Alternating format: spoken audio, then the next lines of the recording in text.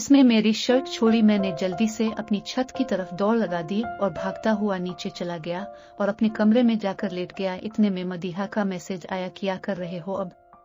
मैंने कहा कि मेरी तबीयत ठीक नहीं है क्योंकि मुझे बुखार सा हो गया था, जिसकी वजह से अचानक बहुत डांसेस लगने लगी थी और मैं कांपते हुए हाथों से मदीहा को मैसेज कर रहा था और साथ में मैं ये भी सोच रहा था कि मुझे इसको बता देना चाहिए या नहीं, और कभी मेरा दिल कर रहा था कि अपने घर में किसी को बता दूं।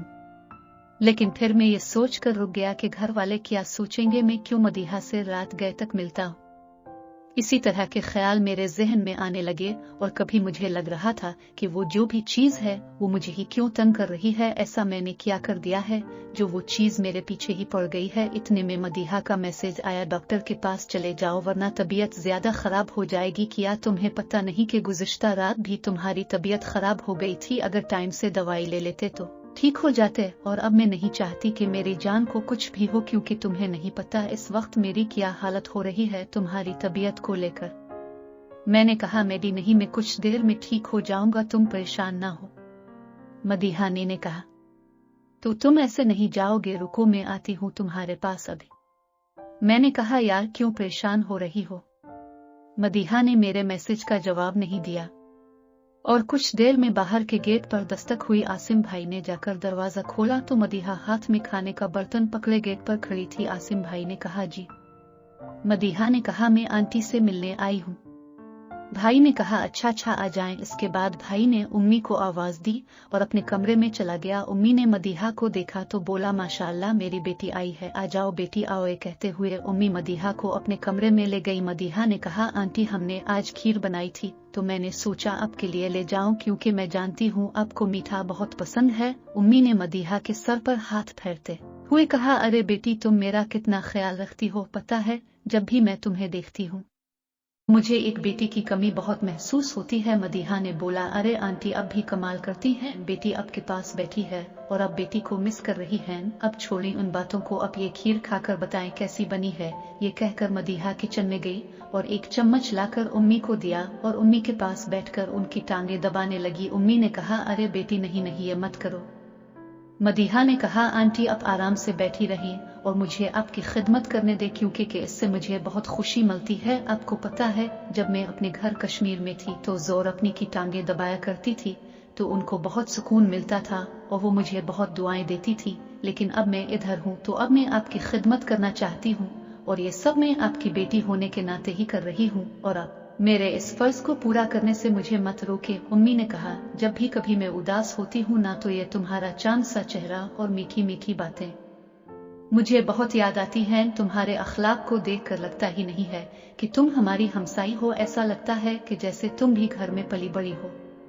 अगर मेरे बस में हो तो मैं तुम्हें हमेशा के लिए अपने घर में ही ले रख लूं और कहीं न जाने दूं। इतने में भाभी भी आ गई और मदीहा की तरफ देखते हुए बोले हुए बहुत खिदमतें हो रही बे। मदीहा ने भाभी को सलाम किया। भाभी ने अनी से कहा उम्मी जान हम तो कब से इसको इस घर में लाना चाहते हैं पर ये लड़की तो हमारी होना ही नहीं चाहती। उम्मी ने कहा क्या मतलब? भाभी ने कहा ये आपकी सबसे छोटी होने वाली बहू है। अम्मी ने हैरत से भाभी की तरफ देखते हुए कहा बेटा क्या ये क्या कह रही हो तुम? सदिया भाभी ने कहा जी उम्मी ये दीमी को पसंद करती है। अम्मी ने कहा अच्छा क्या तुम सच कह रही हो? भाभी ने कहा जी उम्मी मैं बिल्कुल सच कह रही हूँ, ये और दीमी एक दूसरे को बहुत पसंद करते हैं। इस दौरान मदीहा शर्माते हुए भाभी को चुप रहने के इशारे करती रही पर भाभी हंसते हुए बताती रही और मैं ये सब छप कर सुन और देख रहा था। उम्मी ने कहा अच्छा तो बात ये है क्यों बेटी मदीहा ये सब जो सदिया ने बताया क्या ये सब सच है? मदीहा घबराते हुए इधर अलिफादेर देखने लगी। उम्मी ने कहा अरे बेटी रो मत और मुझे बताओ कि क्या तुम और दीमी एक दूसरे को पसंद करते हो? मदीहा ने निगाहें और सर को झुकाए हुए आहिस्ता से हाँ में सर हिलाया। अम्मी ने फौरन अपने माथे पर हाथ रखकर कहा ये लो पसंद भी किया तो किस सर फिरे को, पर वो तो सारा दिन तुमसे लड़ता रहा है और तुम्हें खब्बी हवाई चीज तो कभी क्या कुछ कहता रहता है, फिर भी तुम इसको पसंद करती हो। मदीहा ने फिर से हाँ में सर हिलाया। उम्मी ने कहा और ये सिलसिला कब से चल रहा है? भाभी ने कहा उम्मी ये सिलसिला तो पहले दिन से ही चल रहा था, फिर अम्मी ने मदीहा से कहा, देखो बेटी, मुझे इस रिश्ते से कोई एतराज नहीं है, पर फिर भी मैं चाहती हूँ कि तुम एक बार फिर से सोच लो, क्योंकि ये शादी ब्याह कुछ पिलों के नहीं बल्कि पूरी जिंदगी के मामलात होते हैं। और दीमी अपने दोनों भाइयों से बिल्कुल अलग है। वो भंवरा है जो कि जगह जगह घूमता रहता है और किसी एक फूल पर ज्यादा देर तक नहीं टिकता। मैं उसकी माँ हूँ और मैं उसको अच्छे से जानती हूँ। अक्सर मैंने इसको तरह तरह की लड़कियों से बातें करते हुए देखा है। वो समझता है कि हम लोग इससे बेखबर हैं, लेकिन हम सब इस फिक्र में रहते हैं। और कई बार उसके भाई ने भी इसको समझाने की कोशिश की है, लेकिन वो एक कान से सुनकर दूसरे कान से निकाल देता है। लेकिन अब वो जवान है, इसी वजह से इसके भाई भी इस पर ज्यादा सख्ती नहीं करते। इसलिए मुझे थोड़ा डर सा लग रहा है कहीं वो तुमसे भी शरारत ही ना कर रहा हो, क्योंकि वो एक अलग ही दुनिया में रहता जहां हद से ज्यादा बेफिक्री और लापरवाही है। सबसे फिक्र वाली बात यह है कि वो उल्टी खोपड़ी का मालिक है। इसे कुछ भी समझाओ तो इसका उल्टा ही मतलब लेता है। बस वो अपनी शरारतों और लफंगे दोस्तों में खुश रहता है। तो बेटी, इस वजह से मुझे बस तुम्हारी फिक्र हो रही है, क्योंकि अगर वो मेरा बेटा है तो तुम भी मेरी बेटी हो, और एक माँ हमेशा अपनी बेटी के अच्छे नसीब के लिए ही सोचती है। और मैं कभी नहीं चाहूंगी कि मेरी फूल सी बच्ची को कोई भी किसी भी किस्म की कोई तकलीफ हो। इस वजह से बेटी, अब तो मुझे सोच कर बताओ, क्या तुम ऐसे लड़के से शादी करने के लिए तैयार हो जैसा कि मैंने तुम्हें दीमी के बारे में बताया? मदीहा कुछ बोलती इससे पहले सदिया भाभी ने कहा, अरे उम्मी जान, अब दीमी की तरफ से बेफिक्र हो जाइए। मदीहा इसको खुद ही सुधार लेगी, क्योंकि ये दोनों लैला मजनू की तरह है। और उसी की वजह से दीमी के रोई में काफी तब्दीली आ रही है, क्योंकि आजकल वो अपने लफंगे दोस्तों को भी कम ही मिलता है। और घर में होते हुए भी मुझे से कहता कि भाभी, अब मेरे दोस्तों को कह दो मैं घर पर नहीं। और मैं जानती हूँ उम्मी, ऐसा सिर्फ मदीहा की वजह से हो रहा है, वरना दीमी तो अपने दोस्तों के लिए अपने भाइयों की भी बात नहीं सुनता। लेकिन इसने मदीहा की सुन ली और आगे भी वो इसकी ही सुनेगा। अम्मी ने कहा, अगर उसने ऐसा न किया तो। उम्मी की यह बात सुनते ही मैं जल्दी उम्मी के कमरे में भागता हुआ गया और तेजी से सांस लेते हुए ही उम्मी से कहा, जीजी मैं बिल्कुल वैसा ही करूंगा जैसा मदीहा चाहेगी। अम्मी ने मेरी तरफ देखकर मुस्कुराते हुए कहा, अच्छा, तो तुम जनाब चोरी चोरी हमारी बातें सुन रहे थे? भाभी ने कहा, देखा ना अम्मी जान, मैं न कहती थी कि जैसे लैला चाहेगी मजनू वैसा ही करेगा। अम्मी ने मुझे कहा, यहाँ आओ, बैठो मेरे पास। मैं जल्दी से उम्मी के पास जाकर बैठ गया। उम्मी ने मुझे कान से पकड़ लिया और कहा, देखो कान खोलकर मेरी बात सुनो।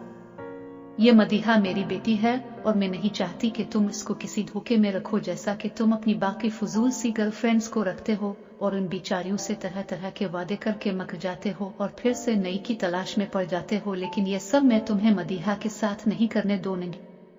मदीहा जैसी लड़की किस्मत वालों को मिलती है। तो अब बताओ, क्या तुम वाकई में मदीहा से शादी करना चाहते हो? इतने में मदीहा ने जल्दी से मेरी उम्मी को कहा, आंटी प्लीज दीमी का कान छोड़ दे, उसकी पहले से ही तबीयत बहुत खराब है। अम्मी ने हैरत से मदीहा की तरफ देखा और बोले, अरे वाह, कान मैंने इस लफंगे का पकड़ा है और तकलीफ मेरी बेटी को हो रही है। वह भाई, वह इसे कहते हैं प्यार। देख रही हो सदिया, और मैं समझ रही थी कि सिर्फ मैं ही अपने बेटे की फिक्र करती हूँ, क्योंकि मेरा बेटा लाख बुरा सही पर मेरी आंख का तारा है। लेकिन मेरी बेटी ने तो आज साबित कर दिया कि ये इसको मुझसे भी ज्यादा चाहती है, जो इसके लिए इसने मुझे भी कह दिया कि मैं कान छोड़ दूं इस शरारती लड़के का। मदीहा ने कहा, नहीं नहीं आंटी, ऐसी बात नहीं, मैं बस इतना कह रही थी कि दीमी को बहुत बुखार है, इस वजह से दीमी को ज्यादा दर्द हो रहा होगा। अम्मी ने मदीहा की बात सुनी और मेरा कान छोड़कर मेरी तरफ देखते हुए कहा, देखो ओ जनाब, देखो इसको तुम हवाई चीज बोलते थे ना, इसको अभी से ही तुम्हारी कितनी फिक्र है। और अगर ये तुम्हारी जिंदगी में एक तो तुम्हारी जिंदगी को जन्नत बना देगी, और ऐसी लड़की को अगर तुमने जरा सी भी तकलीफ दी तो मुझसे बुरा कोई ना होगा। मैंने कहा, उम्मी इससे पूछ ले, इसको तुम्हें पहले भी कोई तकलीफ नहीं देता। मदीहा ने कहा, पर आज तो दी है ना तकलीफ। मैंने कहा, आज क्या कर दिया मैंने? मदीहा ने कहा, तुम्हें मैंने कहा था कि डॉक्टर के पास जाओ, पर तुम नहीं गए, इस वजह से मुझे खुद आना पड़ा है उधर। अम्मी ने मदीहा की तरफ देखते हुए मुस्कुराकर कहा, अच्छा, तो असल बात ये थी, और खीर का तो सिर्फ बहाना था। मदीहा ने डरे हुए अंदाज में कहा, नहीं नहीं आंटी, खीर तो मैंने लानी ही थी क्योंकि वो मैंने अपने हाथों से आपके लिए बनाई थी, लेकिन मैंने दीमी को कब का कहा था कि डॉक्टर के पास चले जाओ, तो ये अभी तक नहीं गए, इसलिए मैंने सोचा था जब आपको खीर देने जाओगी तो आपसे कहूंगी कि आप दीमी को डॉक्टर के पास भेजें। उम्मी ने कहा, अच्छा अच्छा, अब मैं समझी। इसके बाद उम्मी ने मेरे माथे पर हाथ रखते हुए कहा, वाकई तुम्हारा सर तो बहुत तप रहा है। मैंने कहा, अरे नहीं उम्मी, मैं ठीक हो जाऊंगा, अभी बुखार की गोली खा लूंगा। मदीहा जल्दी से बोली, नहीं आंटी, आप इनको अभी डॉक्टर के पास भेजें, वरना मैं उनके साथ खुद चली जाती हूँ डॉक्टर के पास। उम्मी ने कहा, नहीं बेटी, अभी तुम्हारी इससे शादी नहीं हुई और ऐसे में हम तुम्हें उसके साथ जाने की इजाजत नहीं दे सकते, और वैसे भी ये आसिम का काम है, वही इसको लेकर जाएगा। इसके बाद उम्मी ने आसिम भाई को बुलाया। जब वो आए तो उम्मी ने कहा, बेटा जल्दी से भाई को डॉक्टर के पास लेकर जाओ, इसको तेज बुखार है और ये जा नहीं रहा। आसिम भाई ने भी मेरे माथे पर हाथ रख कर देखा और बोले, चुल्लू चुल्लू, जल्दी से मेरे साथ चुल्लू, तुम्हें तो वाकई में तेज बुखार है। मैंने कहा, पर भाई। आसिम भाई ने मेरी बात काटते हुए कहा, अब भाई वाई नहीं, पहले डॉक्टर के चुल्लू, फिर तुम्हारी बात सुनूंगा। इसके बाद मैं भाई के साथ डॉक्टर के पास गया और दवाई लेकर आ गया। मदीहा तब अपने घर जा चुकी थी। मैंने आते ही पहले मदीहा को मैसेज किया कि क्या कर रही हो। मदीहा ने कहा, पहले तुम बताओ क्या कहा डॉक्टर ने, और अच्छे से चेक करो कर आए हो ना। मैंने कहा, हाँ बाबा, और दवाई भी ले आया हूँ, डॉक्टर ने बोला है सुबह तक ठीक हो जाओगा। मदीहा ने कहा, अब तुम दवाई खा लो और आराम करो। मैंने कहा, अच्छा अभी खा लूंगा। मदीहा ने फिर मैसेज किया कि जब तक दवाई नहीं खाओगे तब तक मैं बात नहीं करूंगी, इसलिए पहले खाना खाओ और उसके बाद दवाई खाकर मुझे मैसेज करना। मैंने कहा, अच्छा ठीक है, मैं खाना खाने लगा हूँ। इस बार मैंने खाना और दवाई खाने के बाद मदीहा को कॉल की तो मदीहा ने कहा, दवाई खाई कि नहीं। मैंने कहा, खाली। मदीहा ने कहा, अच्छा अब तुम आराम करो, और मैंने तुम्हें यह बताना था कि कल से 3 दिन के लिए मैं तुमसे नहीं मिल सकती। ये सुनते ही मैं अचानक घबरा गया और मदीहा से पूछा, क्यों, क्या हुआ? मदीहा ने कहा, कुछ नहीं हुआ, कल हम सब ने सलीम भाई की बड़ी आपी से मिलने पिंडी जाना है, उनकी बेटी की शादी है, इस वजह से हम शादी के बाद ही वापस आएंगे।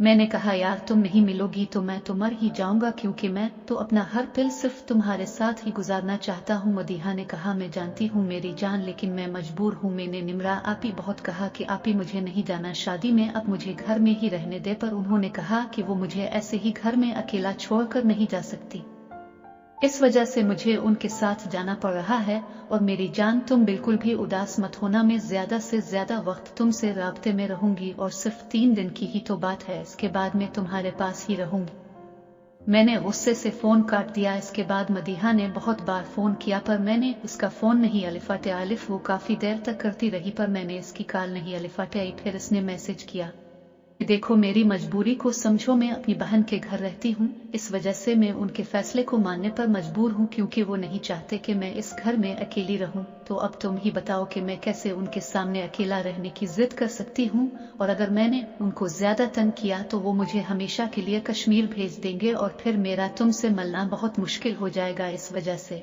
सिर्फ 3 दिन निकाल लो बस। मैंने मैसेज में कहा, यार मैं तो जब तक तुमको देख ना लो तो मेरा एक पल भी नहीं गुजरता, और तुम 3 दिन की बात कर रही हो, मुझे नहीं रहना तुम्हारे बगैर, बस मैंने कह दिया। मदीहा ने कहा, मेरी जान, तुम सिर्फ अपने बारे में सोच रहे हो, क्या तुम्हें ये पता है कि ये सब मेरे लिए कितना मुश्किल है, जबकि मैं भी अपने आप को मुश्किल में डालकर आपी से तरह तरह के बहाने बनाकर रोज तुमसे मिलने आती हूँ। तो जरा तुम ये भी सोचो कि क्या मैं तुम्हारे बगैर रह सकती हूँ, और क्या मैं तुमसे प्यार नहीं करती? और पता है दीमी, जितना मैंने तुमसे प्यार किया है ना, इस हिसाब से तो मैं हर सांस भी तुम्हारे साथ ही लेना चाहती हूँ, लेकिन इस वक्त मेरे हालात ऐसे हैं कि मैं चाहकर भी कुछ नहीं कर सकती। और अब तो सलीम भाई भी मुझ पर शक करने लगे हैं, और पता है आजकल वो मुझे तानी भी देने लग गए हैं। कहते हैं मदीहा, आजकल तो तुम्हारी दोस्तियां कुछ ज्यादा ही बढ़ने लगी हैं, सारा सारा दिन तुम हमसायों के घर गुजार कर आती हो। तो मैं उनसे कहती हूँ, सलीम भाई, मैं हमसायों के घर अपनी आंटी से मिलने जाती हूँ, क्योंकि उन्होंने मुझे अपनी बेटी बनाया हो है, और आपको ये बातें जेब नहीं देती कि आप मेरे बारे में ये सोचे। उसके बाद सलीम भाई मुझसे नाराज रहते हैं, और निमरा आपी को अक्सर कह रहे होते हैं कि मदीहा को अपने साथ लाकर हम लोगों ने बहुत बड़ी गलती की है, अब इसको बोलो कि वापस घर जाने का भी सोचे।